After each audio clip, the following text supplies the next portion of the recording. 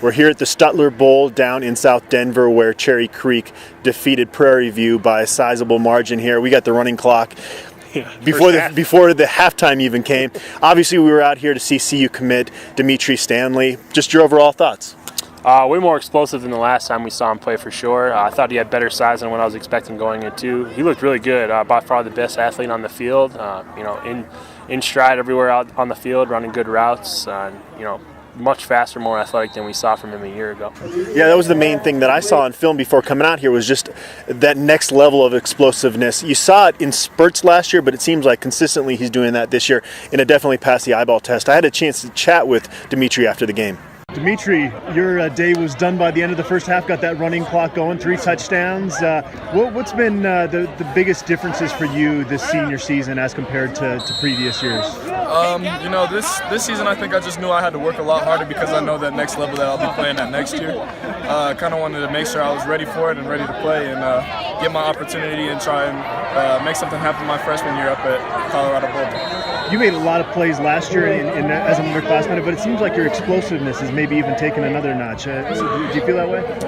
Yeah, I think I put in my work in the weight room and on the field and footwork drills, and I got a little faster out there, is what some of my teammates have told me and coaches. So I believe that I'm breaking tackles, kind of making more people miss because of that work I put in, and just glad that the process has been working for me.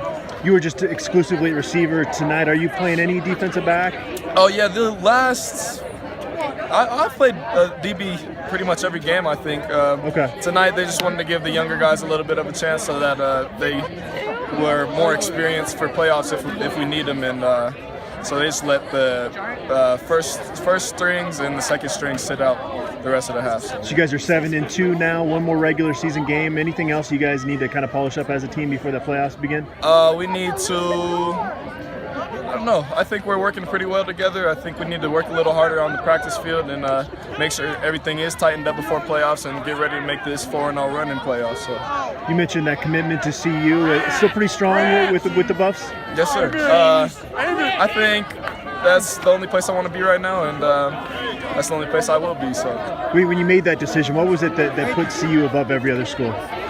Some people think it was my dad, but I think I just like the atmosphere, and all the coaches up there just showed me a lot of love, and CU was just the top pick for me. Did they basically bring you in exclusively as a receiver commit or more as kind of an athlete? They kind of brought me in more as an athlete because I told them that I play both sides of the ball. So. Who are you hearing from most from their staff, and what's been kind of their message throughout this fall? Coach Severini contacts me quite a bit, and Coach Mack has been in touch with me quite a bit, so that's about it. And then, what was the second part of the question? Sorry. What's been kind of their message for you? Oh, message is they kind of want me up there right now so we can get to work. So I won't, unfortunately for them, I won't be leaving after semester here. I'll continue my whole season because I also play basketball, and then I'll be up there after that. Have you made it up to CU for any football games this fall? I have. Which games have you made up to? That's a good question. I can't even remember, to be honest. Like the Washington game? Or? I did go to the Washington game, and I will be going up to the Cal game this weekend. So. Okay. Do you know when you're going to take your official up there yet? December 8th, I believe. Okay. So. That's going to be a big weekend, a lot of commits. Have you started to kind of develop a relationship with some of those other commits? Oh, yeah. I've Jarek, Broussard, Ray Robinson I've known for quite a bit, and all these other guys I just love them. So you guys got a lot like Stenstrom, all of them. Okay. Are you working on any uncommitted recruits at this point? I mean, I'm trying to get some of my guys.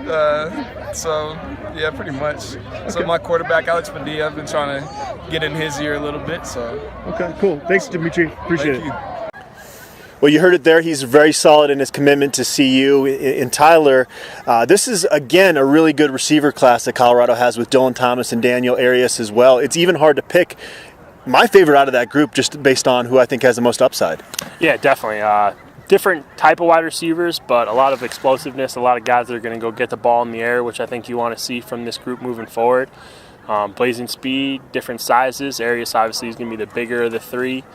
He's probably the smoothest too, but the other two big-time athletes. So, yeah, it's a solid group, even though not quite as big of a star potential as we saw last year. they're going to have some recruits on official visits for the USC game. And then you heard Dimitri talk there about December 8th. That's going to be a really big weekend now. The early signing period for football is the 20th, so you got to try to squeeze in as many of those official visitors in December. All right, again, Dimitri Stanley looks the part, and it looks like CU's got a good receiver coming into the program there. Signing off from Stutler Bowl.